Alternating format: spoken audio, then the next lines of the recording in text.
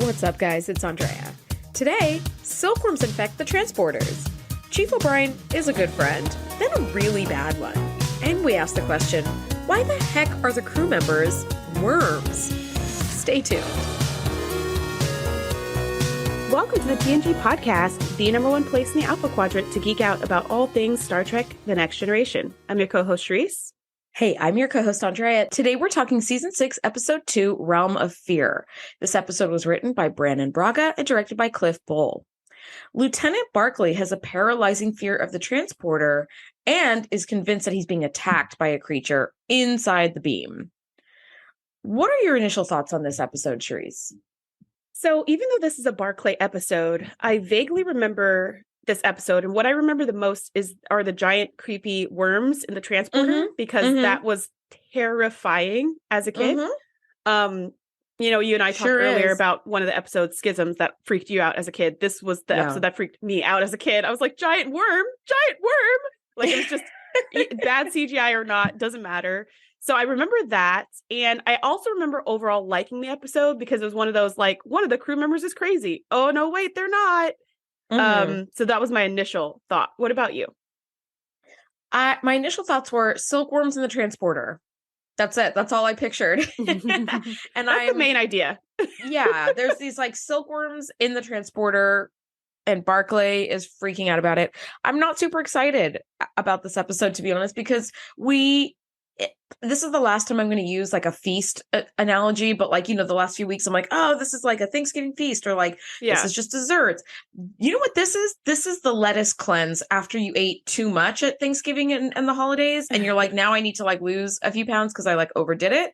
That's what this feels like. And it's not my favorite. I gotta be honest. Like, so we've had these like really rich episodes the last few weeks. And then suddenly, one, you got to deal with Barclay, and two, it's like silkworms attacking him in the transporter, which is like, okay, could we go back to like Time Zero or like, any of those? But all right. And I do have just a little bit of trivia about this story, but I will give it to us in the end once we've kind of gone through the whole thing. But the opening shot of this week's episode is actually really beautiful. It's like a star being consumed, like a star is consuming another star. It's like plasma, and they call it a plasma streamer. It looks really familiar though, doesn't it? And I couldn't quite place like which episode it was. Did you, by any chance? Yeah, it was the episode with the stupid egg. You're right. Yeah, where it was the same thing, but the planets were different colors. I think it was red and blue or something like that. And this one was white and red or something. In any case, beautiful, gorgeous. Love it. Not tired of it. Like, give me more. I'm good. Plasma stream. What a cool name. That's not what it didn't Plasma have a name streamer. Last time. It was because they were trying to throw the egg into it. It was called something else. Maybe it did have a name, but it's called something else. This is a really cool name. So, yeah, we start out with a ship that has been stuck in the stream, which that's not good.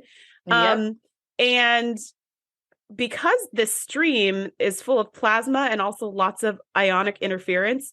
Okay. Sure. Yeah, it tracks. They can't use any tractor beams. They can't use any shuttles because the shuttle, I mean, if the whole ship was sucked into the stream, a shuttle will easily be sucked into the stream. Good thing about this stream, though, is apparently, even though it's moving, the ship inside of it is not moving. So it just pulls you in and you stay still. So that's kind of nice.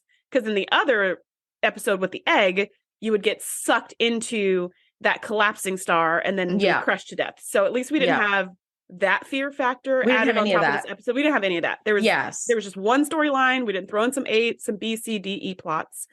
But what that did for us was it gave us this kind of super creepy ghost ship floating in space, which I thought was very, very cool. So Barclay recommends let's put the transporters together. Let's put the Enterprise transporter with the USS Yosemite transporter. We'll connect them, and that should be able to cut through the beam because, transporter magic. So Geordi's like, great idea. Gonna need you. Let's go. And Reg is like, maybe Ensign Smith can go, and I'll stay here and like manipulate the buttons. Yeah, is what I'll be doing. I think buttons are very important. So someone's got to watch. O'Brien is like, I get it. You got to push that button. Yeah, he's like, you're right. That's true. If anybody knows the importance of a button to your life and roll on the Enterprise, it's me. Yes, and Geordi's like, Reg, like Ensign Smith can do that. Like, let's go. Like, he's like, this was your idea. Let's go. Which of course Barclay's like, okay, note to self, don't come up with any more ideas. Seriously. I can't tell you how many times I've done that at a job before, where I've come up with a great idea and somehow it ended up with more work for me and it just was horrible. And I was like, okay, note to self. Great ideas. Hang on to those. Just hang on to them. Write them down. Yeah. Write them down. Look at them. Enjoy them. Maybe don't share them. Maybe don't write them because other people could find them. I don't know. Yeah. Anyways. So we get to the transporter room and now we see Chief O'Brien, who actually, this is his first cameo in season 6 because this is barely the second episode, but I don't remember seeing him almost at all in season 5. So even though I feel like he's in every single episode, he's really not. Although he was in season 2 and it was really weird. Anyways, so we see O'Brien, we go to the transporter room, and O'Brien's explaining to them that because of the interference, this transport is going to be a little different from how it normally is. It's going to take twice as long as it normally does, which will be about 4 to 5 seconds instead of like 1 to 2 seconds. And it may be like a little bit bumpy, not as smooth.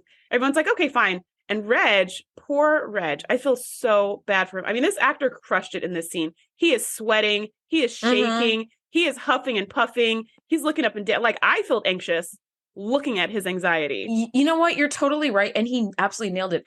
Dwight Schultz plays Lieutenant Barclay, and he is an incredible actor because he so perfectly portrays fear, anxiety, depression, panic, and all of that. And that's really hard to play without really being cheesy and like hammy and overdone. So it's I'm very, very impressed. I don't love Barclay, but oh my God, Dwight Schultz. Yeah. Absolutely kills it as Barclay. Like he makes him like a real figure instead of a cartoon. Agreed.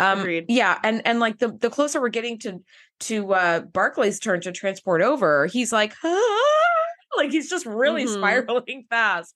His upper lip is all sweaty. Like he needs one of those non-absorbent towels to like mop his brow a little bit, one of those like space towels. Yeah. Those really shiny ones. He is freaked out, and they're like, well, it's going to be a bumpy ride because of the ionic radiation. And when it's his turn, he's like, starts walking towards the transport pad, and then he goes, I'm sorry, I just can't do this, and like literally walks out and down the hall. And at this O'Brien point, and Geordi are like, what just that? happened? Yeah. At this point, the whole away team, which I think was just maybe Beverly and Riker, maybe Worf or something. Yeah. And Worf, the whole away team had left except for Geordi and Barclay. So when he storms out, Geordi and O'Brien are like, what? But then there's a job to do. So they're like, off they go. Geordi just, keeps it moving, and O'Brien does whatever he does when no one else is in the transporter room. And I imagine he just powers down.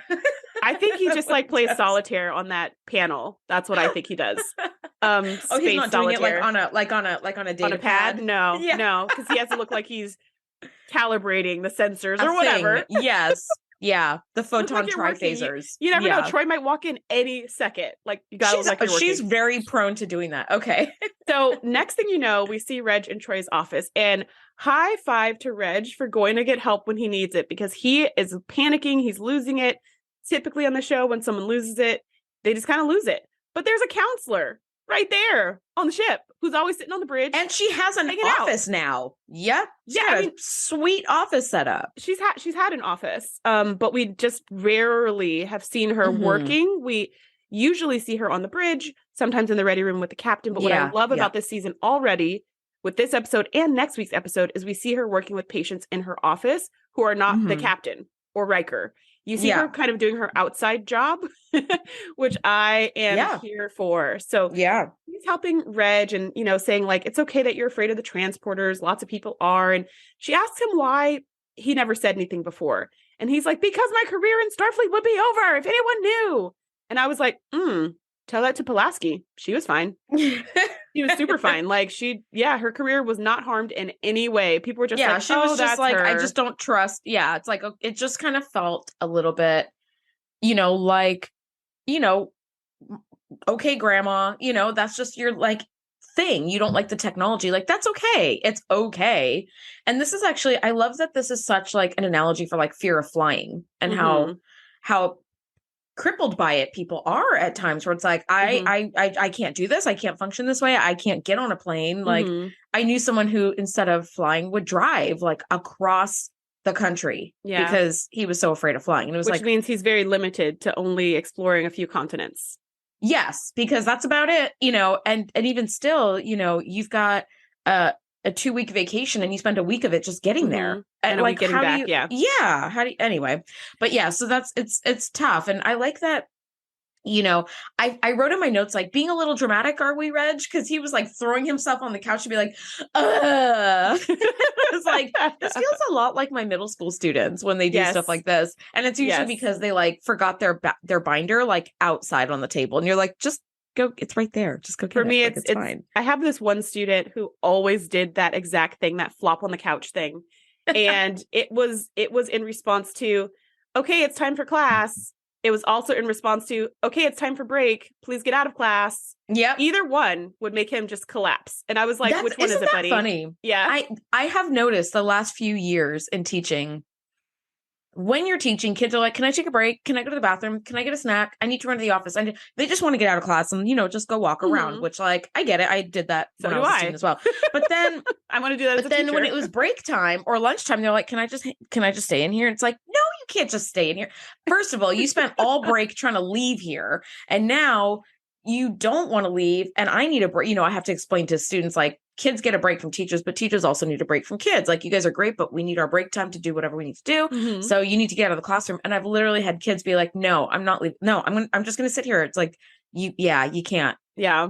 Bye. Yep. Bye. I've had to kick a few kids out too. It's very sweet though, that when they want to just like be around you and be in your presence, that's very sweet. And also, like, sometimes you just need 10 minutes to eat a snack by yourself. And vent about the kids. Yeah. To another teacher who's also really needing a break. Needing a snack. Yeah. So Troy teaches Reg this technique of, she calls it plexing, touching the nerve clusters behind his left ear to release some endorphins to actually kind of improve his mood. Here's the interesting thing about this. This is actually a technique that people use. They don't call it plexing. They call it emotional freedom technique, or tapping. Where they tap different parts of the body along kind of the same places that acupuncturists would use. So they tap around different meridian lines in order to reduce anxiety. This is actually a thing people do. Interesting. I love it. Right? When I first learned about tapping about 4 or 5 years ago, my immediate thought was this episode of TNG. And this scene probably too. And this scene, I was like, just walking around tapping that nerve. I was like, oh my gosh, they stole EFT from TNG. I don't know when the EFT technique was created, but in my worldview, that's exactly what happened. So he does this plexing and he's like, wow, I feel better. I'm going to transport right now. And Troy's like, whoa. You just did it for like 10 seconds. This is like a slow, gradual. He's like, nope, I'm good. See you later. Bye. I'm healed. Bye. Tap. Yeah. He actually was good. He actually did go and transport later. I mean, he wasn't amazing when he did it, but he did do it. So he managed to transport without dying and freaking out. So it's like, okay. He'd also been talking to, Chief O'Brien about his like fear of transporting. Right. And O'Brien is like, I get it. Like, I'm afraid of spiders. And then I had to like crawl through this Jeffries tube that was crawling with like Talaxian spiders that like their legs are like 1.5 feet long. It's like crabs, Talarian hook spiders. Thank you. Awful. And I was hard like, pass. Super hard pass. But I love that he thought that would make Barkley feel better. And Barkley's like, all right. Which we all know just added the fear of spiders to Barkley's long and growing list. It sure did. When he first started sharing the story, Barkley was like, spiders don't bother me. By the end of the story, he was like, you're like, oh, man. And then by the end of the episode, O'Brien's like, do you want to meet my spider? No. The answer's Let's not go adding more like reasons for this man to be anxious. I had another student ask that question. He has a pet tarantula. And when it was like, bring your pet to work day, he was like, no. Can I bring no? But she's really no. But she's no. All the no's in no. I will step on it if it gets out. I had a student who always brought in animals too. This kid was on the spectrum and had a great amount of difficulty being around other students, but around animals was really great. So he would come into school some days with like his pet bird or like his little turtle or his whatever. And it would kind of be his like touchstone to keep him calm. But the minute he was like, can I bring my tarantula or my snake? I was like, absolutely not. Thank you so much for asking. Anyway, we're on page 4.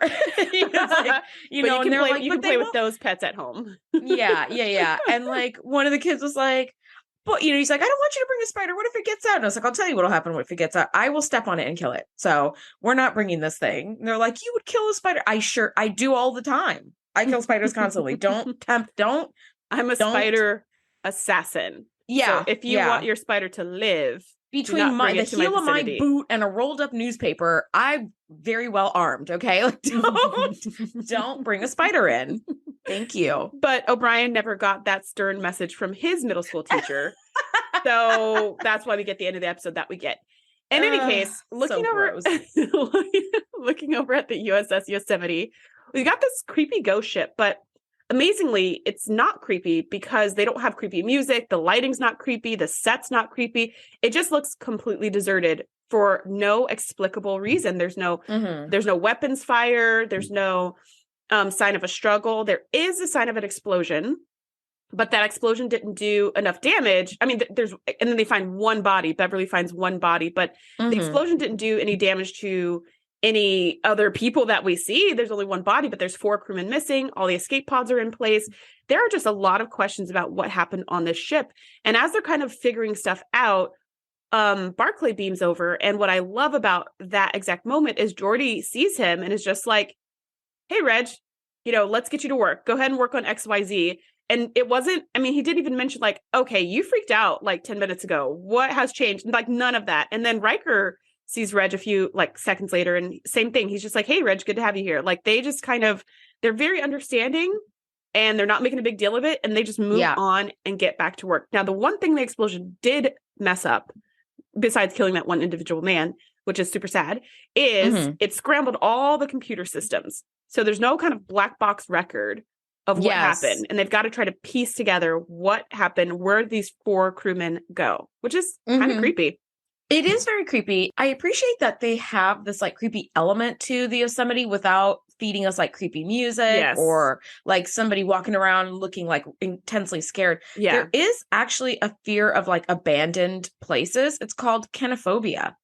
And like a lot of phobias that people have, it can usually be treated with like exposure therapy where you slowly kind of get people used to being in empty spaces. And then or you like crawl through a Jeffries tube full of 20 Tellurian hook spiders. Nope.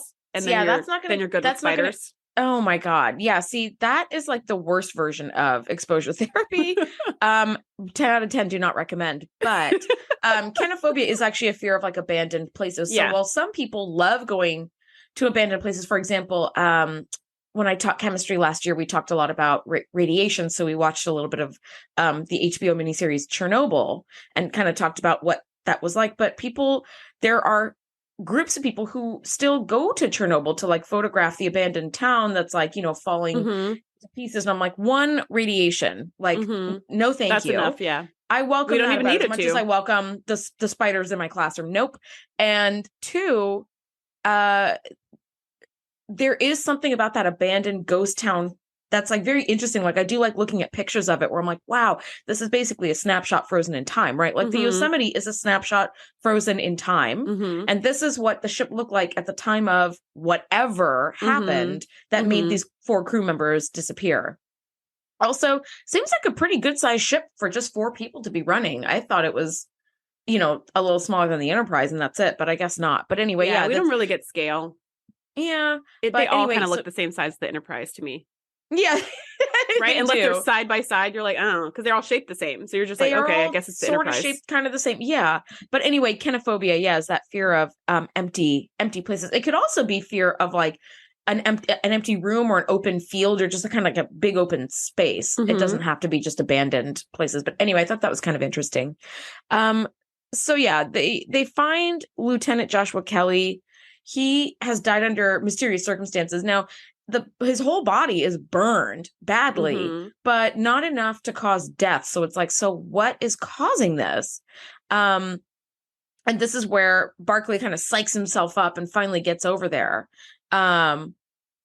and like they're like, okay, we're like addressing some information that we're getting here on the Yosemite. Let's see if we can figure out what might have caused this disappearance, and if so, where might they be? Because even Riker was like, could they have ejected into escape pods? And Worf is like, no, all the escape pods are in place, which makes me wonder, where do these escape pods go on the ship? Because I've never seen an escape pod on the Enterprise, but they do have a fencing arena, so it's like we haven't had to see them. Everything. I guess we haven't had to see them, but we know that they're there because in the episode where we had the time loop, he was like, abandoned ship, everyone get in the escape pods. So they all have escape pods. We just, usually if we see them, we see the pods coming off of the ship, but we don't ever see people going into the pods inside of the ship. So it's like, are they just in corridors? Are they in cargo bays? Like, where are they? We don't know. Yeah. It's a mystery. It might be like one of those like under the airplane seat kind of thing where like the life preserver is there. It's like tucked away behind a wall panel. Who knows? But I would actually be super curious to see like fan art of what the Enterprise escape pods might look like. Like, I don't know. I think that'd be really cool. But at this point, there is like a teeny tiny B plot. Picard gets word that the Ferengi are claiming that 2 of their ships were destroyed by Cardassians. Starfleet is like, we need you to move on from the Yosemite, because we've got some other stuff that needs attending to. So there's a little bit of a time crunch, but it doesn't show up kind of anymore in the Enterprise. I think what she said, because I thought she was going to say the Enterprise needs to move to check that out. But actually what she was saying was, so it's possible that the Cardassians are responsible for the Yosemite, that they attacked the Yosemite on their way to the Ferengi. Yeah, because I was waiting for her to be like, you got to go. But she didn't. She just said, wondering. Okay. Yeah, no, she was like, so it's possible that the Yosemite was attacked by the Cardassians somehow. So just keep an eye out and keep your sensors open in case. And that's when Picard was like, all right. I mean, we didn't see any evidence of any attacks, but we'll just keep a lookout. So they were thinking maybe Cardassians. That was kind of random because that doesn't come back up and it wasn't Cardassians. So it just was a little bit of species profiling going on there. And then species profiling. Yeah, we're throwing the Ferengi under the bus. We're throwing the Cardassians under the bus. Neither of them have anything to do with what's going on with the Yosemite at all. We're just picking stuff out of the air. But apparently, the region may have some, the region's hot, basically. Some stuff's going on.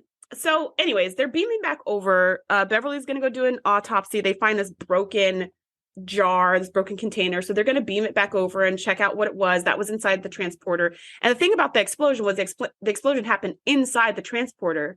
But Geordi's like, that doesn't make sense because the transporter is still fully functional. So something exploded. It caused all this damage, but it also caused no damage. So they're all beaming over one by one. And again, Reg is the last one to beam over. And again, he's psyching himself up. And I'm really proud of him because this is your face of your tap. Yep. Twice in one day. I mean, beaming over there, you got to beam back. So he's like, okay, I can do this. As he beams over, this is the first time we get a look at this giant CGI worm that comes towards him.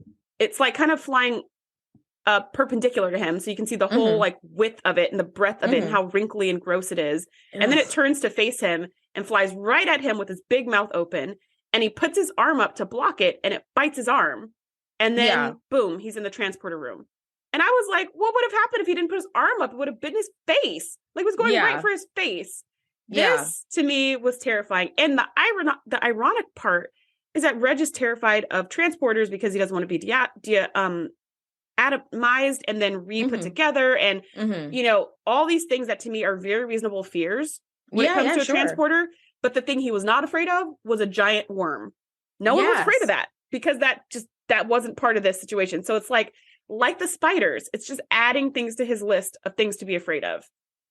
And this scene, I lost it. I was just like, oh, yes, get me out of here. Well, absolutely. A couple of things. One, of course it happened to Barclay. Of course. If it had happened to anybody else, it'd be like, that's weird. I saw something in there. Let's run some scans. But because he's Barclay, he's anxious. He's going to keep it to himself. He's going to try to solve the mystery like Nancy Drew. Like he said, he thinks he's going crazy. Yeah, he thought he was going crazy. Yes. Yes. No one else would have thought that, right? Riker, Beverly, anybody else would have been like, what the F? There was something in there. Yeah. Yeah, no. And we're like, let's just check it out.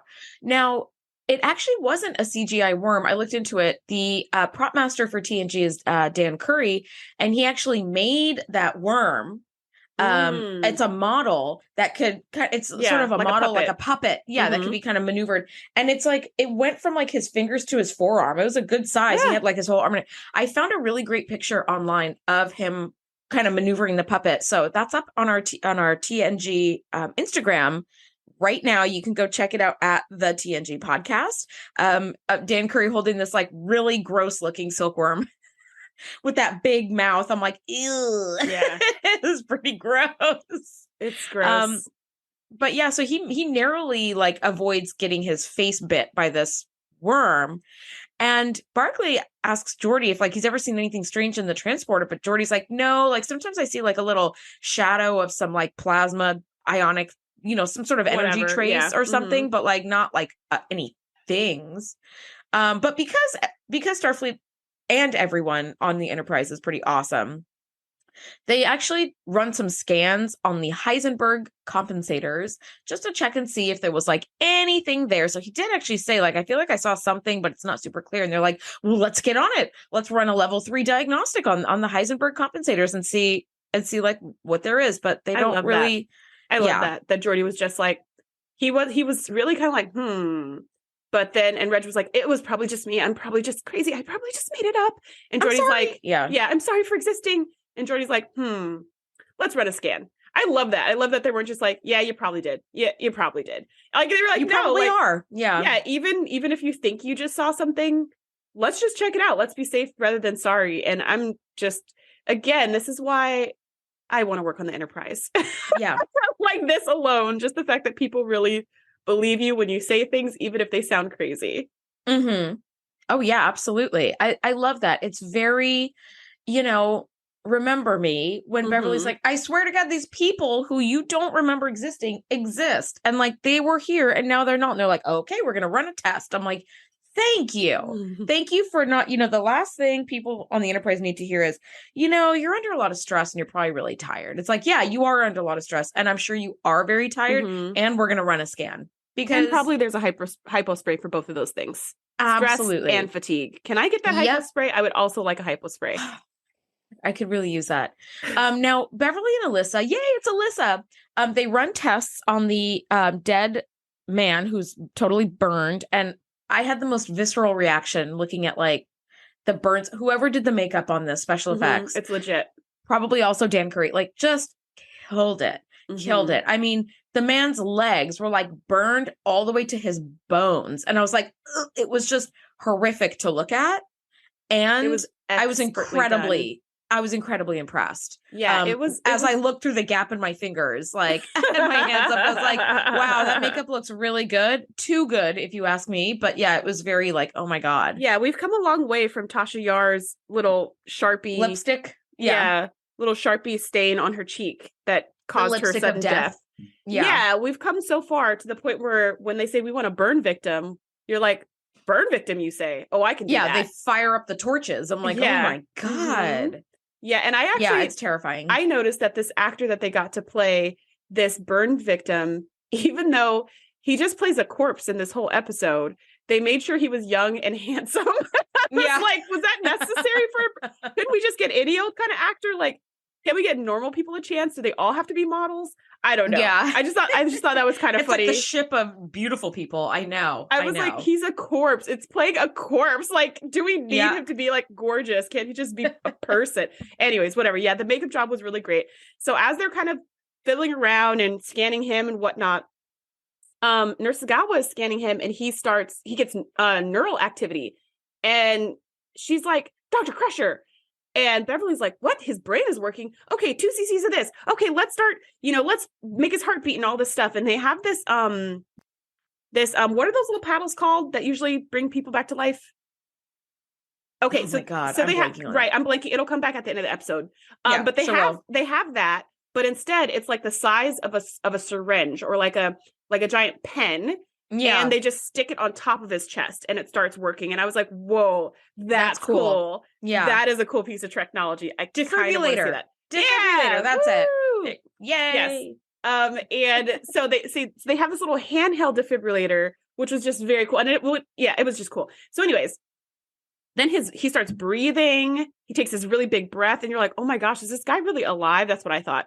I was like, we thought he was dead this whole time, but he's really alive. But no, his body's systems were just still functional. But they were just kind of coming on and off. But he was absolutely, totally 100% dead. Once again, this was an opportunity to make this episode extremely creepy. Like, this could have been a horror episode easily. But it wasn't. They kept the music. There was no music. There was plenty of lighting. Plenty of people around. It wasn't like that time when Beverly was in the cargo bay and the corpses, and all like the corpses set up. Came yeah, this is like still freaks me out. Yeah, this is like a mystery, but they didn't take it into a direction that, provided nightmares. So thanks. Yeah, no, that's really it's yeah. I mean, they absolutely like killed that. Yeah, and that was the thing is like his like he started breathing, his brain started working, and then but they were like, but he's dead. Like, it's not that he's like coming back to life. Right. Like, it was done in a very scientific way where it's like, no, the patient is dead and his lungs are working. Like, I don't understand what but it's like they work is and going on. Working. Yeah. Yeah. So we got a new mystery in our hands of like, what is going on? Or the same mystery. Yes. Now, back in 10 forward, Reg is having a drink by himself and then his arm starts hurting and he pulls up his sleeve and his arm is glowing blue. Just like the cool transporter glowy thing. Which, by the way, I said Reg's arm starts transporting where the worm hit him. It's like blue and like, it looks like scrambled sparkly and tingly. Yeah. And I was like, what the heck? Oh my gosh. Yeah. This was just fun. I really like that special effect a lot. Like, I like it anyways. I love the transporter look. And I know in the original series, they made the transporter look with a glass of water full of glitter. And they just stirred up the glitter, and that's what made that swirly look. It looks to me very similar in TNG, but I don't know how they did it. But it looks like just like glittery light. Fuzz. It's like TV static, like, like fuzzing. But it's very cool. It's very, very cool. Actually, one thing I really love about this episode is we see the same standard shot of people being transported away and then transported in all the time, right? But we have never seen a shot from like what it looks like from the point of view of somebody who's being transported. So when you're in the transport beam with Reg and he's looking out and you could see like Geordi and O'Brien disappearing and then like Dr. Crusher appearing where Geordi and O'Brien were just standing. It's like, whoa, that's what it looks like. It's like you're changing scenes almost. It's very, very cool. And major shout out to special effects department for this episode, because the view from inside the transport beam, I was like, well, that right there makes me want to transport just so I could like see 100%, what this looks like. 100%. Right? And I think normally since the transporters take like 1 second, there's nothing to see. Like what we see is what they see. A little bit of sparkle and then they're gone. But this extended transport gave us the chance to really see like the glowiness and the like matrixy style, running of things. It was very cool. Yes, absolutely. Yeah. Absolutely. I love it. Now, because he's got the tingly arm and the pain, the first thing he doesn't do is go to sickbay, which I'm like, that's your first mistake right there. But Reg is one of those people who has had anxiety for so long that he has sort of trained himself to know when he has anxiety, he should probably go to his room, try to take a few breaths, calm down, and then if this persists, maybe call the doctor. But he has the computer give him a rundown of what transporter psychosis is like. And he had kind of mentioned that to O'Brien, and O'Brien was like, transporter psychosis? Like, nobody has suffered transporter psychosis ever since we dialed in the Heisenberg compensators. Like, that's not a thing. It's kind of like somebody coming to school and being like, I have polio. And you're like, what? Like, it's not even an illness anymore, right? So the computer gives him like a list of symptoms, and one of them is hallucinations. And he's like, oh my God, I have it. Like, I'm hallucinating what happened to my arm. And it's exactly where that silkworm bit him. So it's like, okay, my mind, I'm like, it transferred something to you or something. We don't know what we're looking at here. But it also, the computer, I think is interesting, gives him a whole list of symptoms. And it's like, racing heartbeat. And he like puts his hand to his chest and he's like, okay. And it's like shortness of breath. And he's like, like he starts like, he picks every single symptom that the computer says. Psychosomatically happens. And it reminds me of, this is kind of an offshoot, but it reminds me of an episode of Frasier, which I love, who's a radio psychiatrist, and people call in for like advice. And somebody called in and they're like, I've got shortness of breath. I'm having this, and this. And Frasier on the radio was like, wow, it sounds like either you're suffering a complete breakdown physically and need to rush to an emergency room right now, or you're a first year psychology student and you're like reading like the textbook and thinking you have all of the symptoms. And he's like, I am a first year psychology student. He's like, okay, in that case, put the book down and go take a walk or something, right? So it really reminded me of this, where the computer's listing all of these symptoms and Barclay's like, I think my heart is racing. I can't breathe very well. My eyesight isn't so good. Like he's immediately psychosomatically picking up every, and that's really what anxiety feels like. As someone who suffers from anxiety, not remotely the level of Barclay, but you start fearing that you have all of those symptoms when you really don't. You just need to like take a breath and watch some TNG and chill, and you're probably fine. And that's why you never should Google your symptoms, because it's always going to be like cancer. You're like, but immediately. It was just a toothache. Tooth cancer. Is tooth cancer? That's not even a real thing. Like, why would Google tell me that? I feel like I have like some mild neck pain and I Google it and Google just goes, your time has come. And I'm like, really, Google? Don't ever Google your symptoms. Just go see a doctor. This is what Reg is failing to do right now. He's just Googling his symptoms and it always turns out bad. Listen, girl, American healthcare system being what it is, it's like, I have a toothache. Well, I don't have $75,000 in the bank to pay for a tooth procedure. So I guess I'll just have tooth pain. So anybody who's listening abroad, I tell you, our healthcare is horrifically abysmal and incredibly expensive for like a blood draw or something really simple. Yeah. So yeah, I'm frustrated by it constantly. But anyway, once again, that would be great. This is a great reason to stay on the Enterprise. But we don't have that option just yet. We'll have to wait a little bit for that. So next we're in the observation lounge and Beverly's kind of explaining her findings. And Geordi says, okay, well, we've got this container here. Maybe Data and I can piece together and try to figure out what happened on the ship, because Beverly's explaining this. There's this radiation, blah, blah, blah. They're like, well, that sounds like plasma. How would they get plasma in the ship? Maybe they got plasma from the plasma streamer into the ship. So let's who knows? Let's recreate what happened there and see if we can get some more information. So they kind of go off to do that. Next thing you know, we're in engineering and Reg is drinking feverishly from a space thermal. This is our first time seeing a thermal in space. And what I put in my notes was, man, if only Ensign Gomez had this for her hot cocoa, she never would have spilt it on Picard. This is what you bring around equipment, young lady. This. A container with a lid. Like, that is clearly hilarious.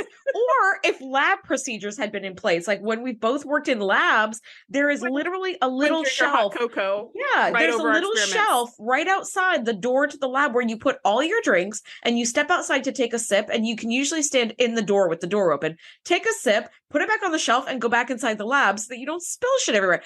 Oh my God, I totally didn't even think of that. My thought was, I have like a hydro flask that looks just like that. Like, I don't feel like they put a ton of thought into that flask. They're like, does anybody have like a silver flask? Okay, we'll take one off of Paul's desk and just throw it on. I mean, how much more futuristic? They could have made it more futuristic. I don't think honestly, they needed how much to. more? You don't need to. Yeah, it's thermos technology. If it's not broken, don't fix it. Yeah.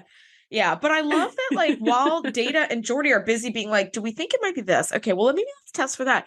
He's over here drinking feverishly because the computer said dehydration is one of the symptoms of transporter psychosis. So he's drinking like his life depends on it. He's checking his pulse. He's drinking more water. He's testing his vision by putting his hand, like, winking one eye and then winking the other. Like, and Data's like, are you all right? And he's like, I'm fine. I'm totally fine. Okay, off I go. Glub, glub, glub, drinking water. And I love that Data goes to Geordi and he's like, Geordi, I've noticed that Ensign Barclay has been checking his vital signs feverishly for the past 20 minutes. And Geordi's like, thanks, Data. I'll look into it. I love that Data's like, okay, I relayed the message. I'm done. Like, and Geordi immediately goes to check on Reg. Like, immediately. He doesn't go, that's weird. He's like, okay, let me go talk to him right now.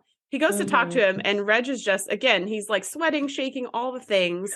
And Geordi's like, you know what? We got this. I think we can do this experiment on our own. Why don't you go and get some rest? So he's like, thank you. Thank you. Yes. So he goes off to get some rest or whatever. Geordi immediately tells Counselor Troi, like, smart move. Reg is losing his cookies. So next thing you know, you see Troi like jump out of the turbo lift, like, where is he? Where is he? And then we see Reg power walking through the hallways of the Enterprise. And here's like a funny aside. I heard a behind the scenes of from Voyager about the corridors on the ship. Yes. And what they do is they just build a few corridors and then they film them over and over and over. So they have people walking through the same corridors, but from different angles, and they put the cameras on different sides of the hallway. But when they have a scene where there's a conversation in the corridor, they have to walk extremely slowly so that they have a chance to say all their dialogue before they get to the end of the hall and have to turn around. Yeah. So because they were actually, this was on the Voyager podcast, Delta Flyers, where they were talking about like, why are we walking so slow in this scene? Like we're barely moving. And it was because they were like, oh, it's because the hallways are so short. We can't, Yeah, the hallways are like 7 feet long or something. So they have to like keep, So in this scene where he's speed walking, I was like, that's why you never see them walking quickly through hallways in the shows. But here he's speed walking, so they kind of broke that rule. So I was like, they must have had this guy just going like through the hall over and over and over and hitting the corners, because you notice in the scene, he like walks past Troy and then like the camera cuts. And he walks past Troy and the camera cuts. So it's really him just walking through the hallway, like the 2 or 3 hallways they have. The like 30 feet of hallway over and over. Oh, wow. Yeah, which was just hilarious to me. I mean, the whole thing was hilarious anyways. And you've got Troy like running to keep up, like, hey, Reg, what's going on? And he's just like, nothing. Why would anything be going on? And he's just walking, and he's finally pretending like everything is fine. And Troy's not having it.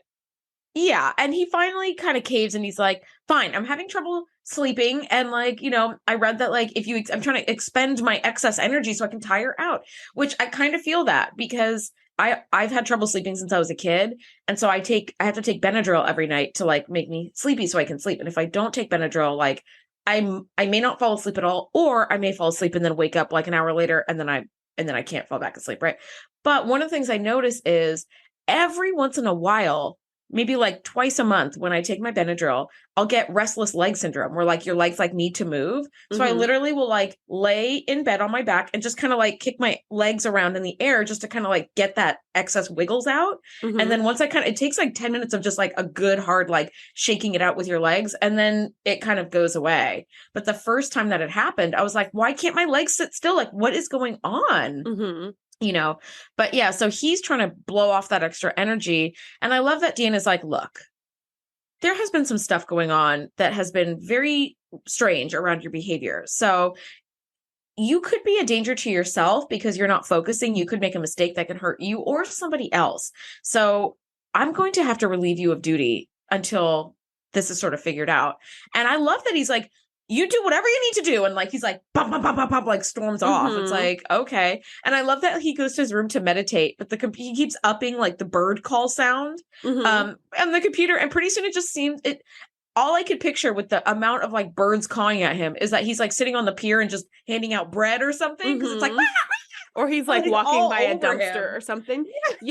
This scene, they're all over him. It's hilarious. This scene, I laughed out loud because this is what I experienced. Like, you have your Benadryl, I have my nightly meditations and sleep casts and sleep sounds and stuff like that to help me sleep. And I have had this exact experience with sleep sounds, because sleep sounds will be like rainforest, jungle, beach, or whatever.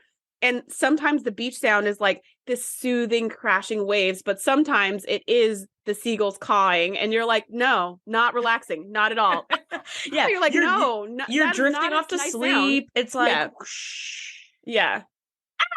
well, no, I'm awake now. Exactly. Now I'm back awake. Exactly. So I was laughing out loud because I was like, oh man, I've had this exact experience. There was this one sleep sound that I tried to use once, which was jungle. And I was like, oh, this might be nice, like kind of chirping and crickets and stuff like that. Girl, I put that thing on. Why did a lion start growling in my ear? I was like, all right, this is not relaxing at all. I thought you were going to say like monkeys, like, wah! And you're like, okay, there were monkeys. Look. There were all the other things, but the thing that got me was the growl that felt like it was coming from the back of my neck, where a lion was going to eat me. That is not relaxing. A lion was about to bite you on your arm like a silkworm? It absolutely was. And I was like, come on, I'm a mammal. Like, that freaks me out. It's not soothing. And I guess they thought that people writing it probably thought, it's just like a cat purr. It's not when it's a lion. It is not. That's not the same. It is not. It's absolutely not. I don't fear a cat like biting my throat out.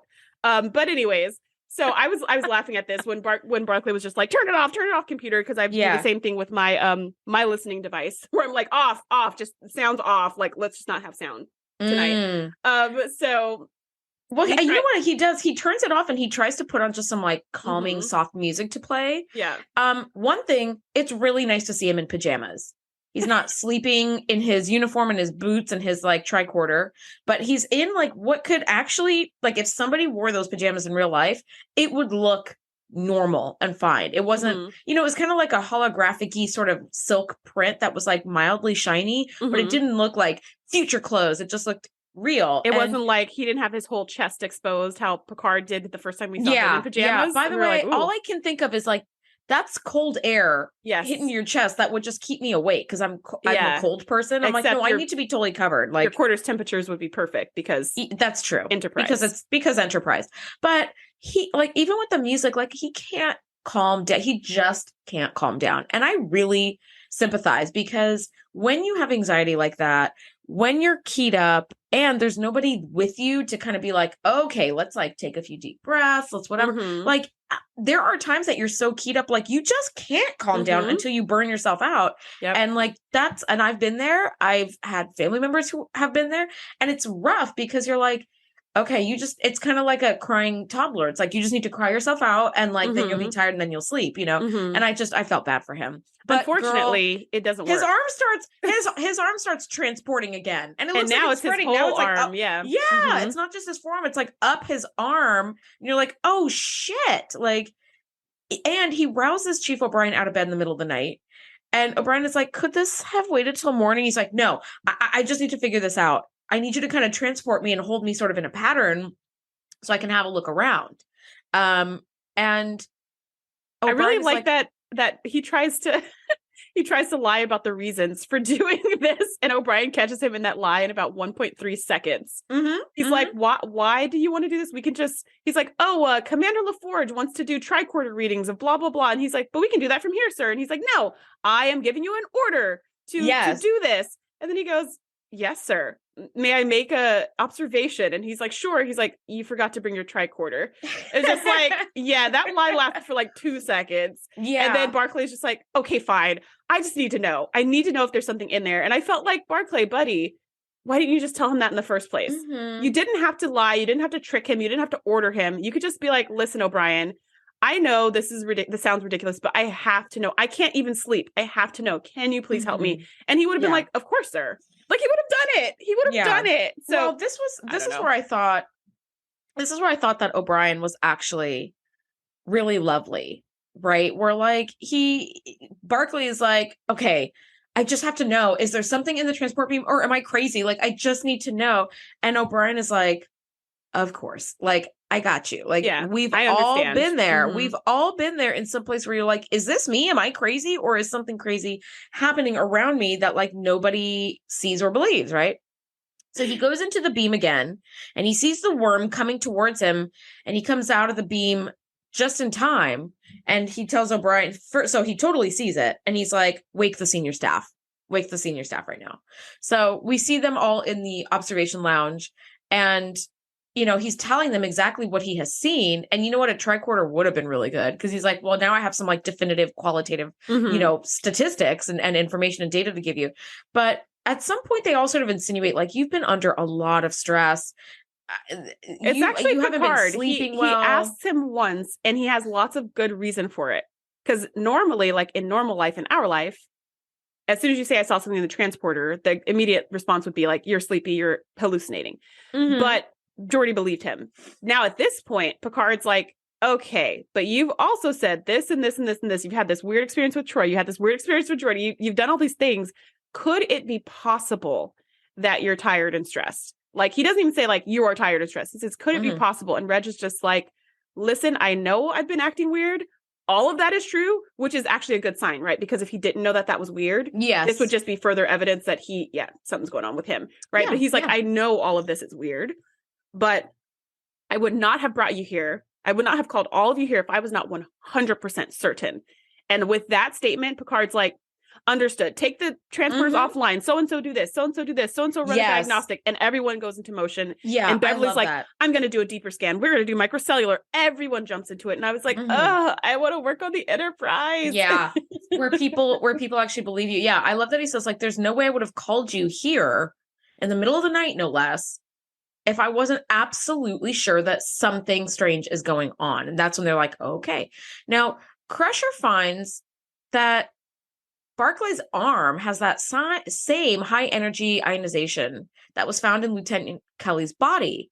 And now they're like, okay, so for sure something is happening. And she has him wear this like ionization energy monitor to make sure this doesn't spread or he comes in contact with more radiation, right? Because like it's just going to start spreading. Now, running tests in main engineering, Data and Geordi are like, okay, let's look at this container again that had burst with the plasma. And they're like, okay, let's run this again and see if we can get an idea of like maybe what was going on in the Yosemite as well. And Geordi's visor picks up some like bioelectric energy. And he's like, there's something in this plasma that is alive. And they're like, Barclay, come check this out. Like, look what we found. But as they go to Barclay, he's totally collapsed. And now most of his body is tingling blue. And I'm really relieved when Geordi sees it, he's like, oh no, which tells us one, it's not a hallucination because somebody else is seeing it. Mhm. But two, sometimes in television and movies and stories, the patient is suffering from something that we know is real. They know is real, but nobody else can see it. Mhm. So I was really relieved that Data and Geordi could also see it. So I was like, oh no, now we have like the third step of this verification system. Yes. And like, it's real. He's really tingling. It's not just something It's not only psychosomatic. Barclay sees or only we Mhm. see. Yeah, exactly. And we also discover the source of the explosion. So they have the container, they put it in a containment field, so basically a force Mhm. field around it. They beam in the plasma, all is well. And then when they scan it, which is what they think that the people at the USS Yosemite would have done first, the second they scan it, the glass shatters into a million pieces. Yes. And it turns out that the resonance frequency was not liked by the life forms inside of the plasma, and they caused the explosion. So now we've solved that mystery. Okay, so this is what happened on the transporter. They scanned it, it exploded. We still don't know what happened to the crew, but at least we have an explanation for why something exploded on the transport beam and there was plasma everywhere.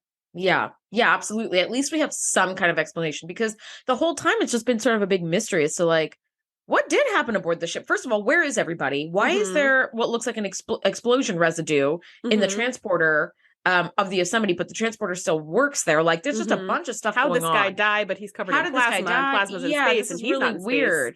space. Yeah. So the next thing we see, we're in sickbay, and Data says that there's some quasi-energy microbes in the plasma structures, and if we suspend Barclay in the matter stream into the transporter for 30 or 40 seconds, we may be able to identify the microbes because of the biofilter scans. Yeah. And like once we identify them, then we can treat you for them. And he's like, do I have to get in this again? Like, this has been so traumatizing. Yeah, they basically need to filter out his atoms, which is so cool. So they're gonna suspend him in the transporter where he's kind of like, you know, bit by bit is in there, and then they're gonna separate the microbes from his body and then rephase him so that way he'll be all microbe free. Now the cool thing about these microbes is that they are both matter and energy at the same time, like pure matter and pure energy. I love that. That's just a cool idea. It really, cool idea. That brought me back. That actually brought me back to like my old chemistry and physics days with like optics and things like that, and how light can be both like energy, photons, and waves at the same time. How it's a particle and a wave. Yes, at the same time, which is like so intensely crazy, and still pretzels my brain every time I think about it. But it is very cool. I love that they sort of folded. What makes the technology so good, Shereese, is that they fold like real science theories and hypotheses and like things like that. They like fold it in. So yes, it's a bunch of like technology speak, but a lot of it is actually based on like real science. So that's what makes it where it's like, sure, there's a biofilter scan like in transporters that don't exist. Sure, it can filter out your atoms, and sure we can, right? Where it's like, okay, yeah, you know what? Like, if you apply future technology, that would actually make sense, and that's what makes this show. Part of what makes this show so freaking good. It really is because of this. Now they tell him like, you're going to be in the transport beam for like 30 to 40 seconds. It's kind of tough to tell how long, but it's longer than normal. And Barclay actually voices this very real concern. He's like, but if I'm in there too long, and Data says your particles will like dissipate and we won't be able to get a lock on you and bring you back. So you will die. And he's like, fudge, right? He's like, but this was my worst fear. I told you guys. I told everyone, you know.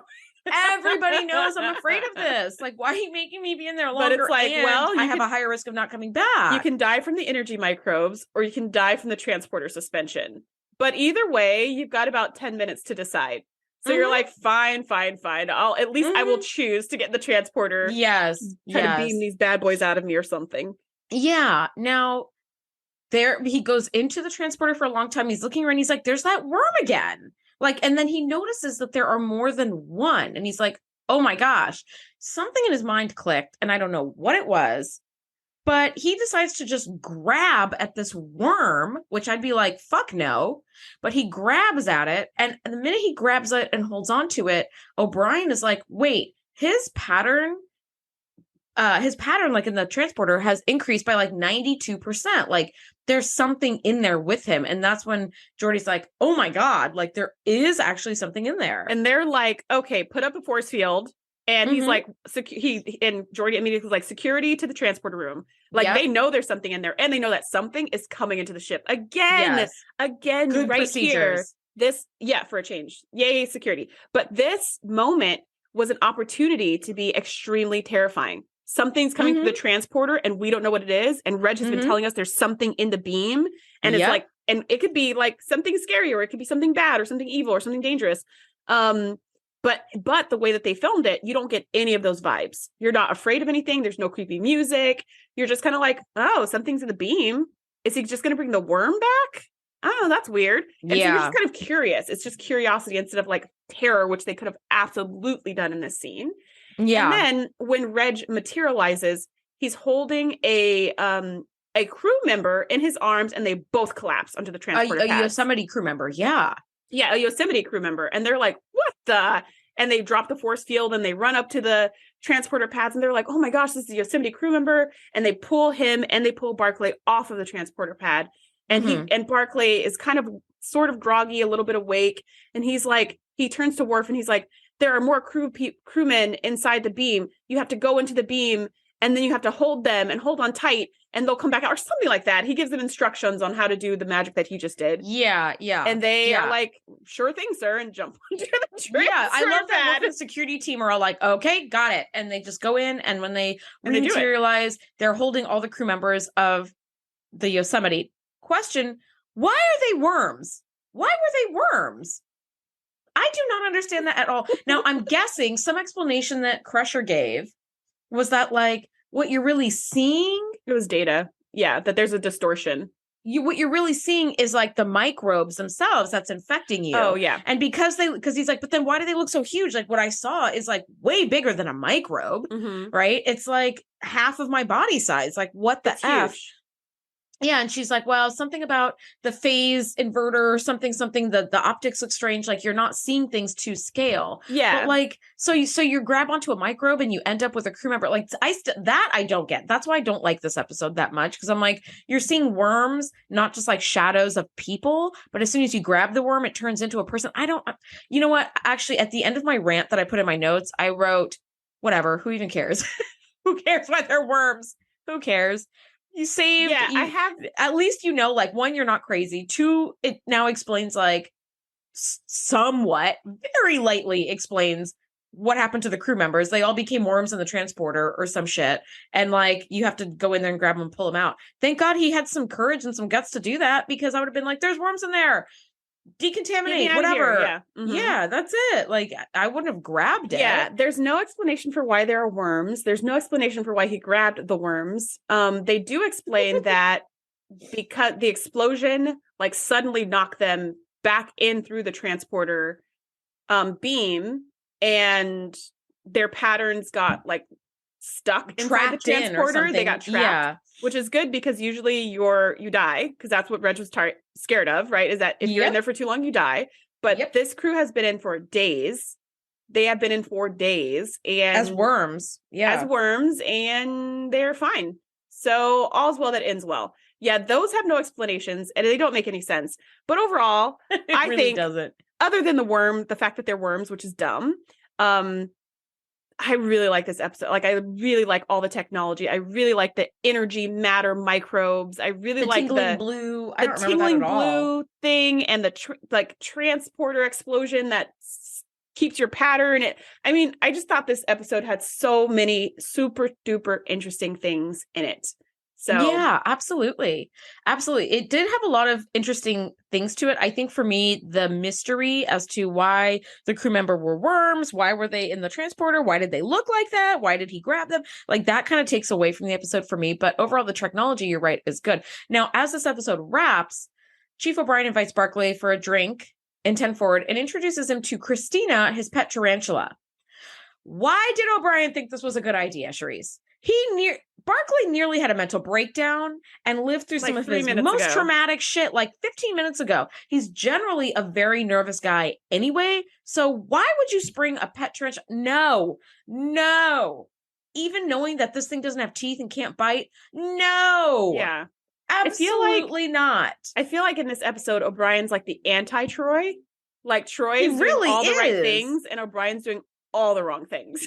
It totally is. And then he goes, I'm going to get a drink. Keep an eye on her, will you? What the fuck do you expect me to do with a tarantula? I'm going to turn that little lid upside down and just put it, trap it under the lid until you come back. And when you come back, I'm going to take my drink and I'm going to go to a different table. Because you, sir, do not know how to be a friend anyway. So you're not even a friend anyway. So whatever. But like, what am I supposed to do when somebody says, keep an eye on my pet rat who's running loose? What do you want me to do about that?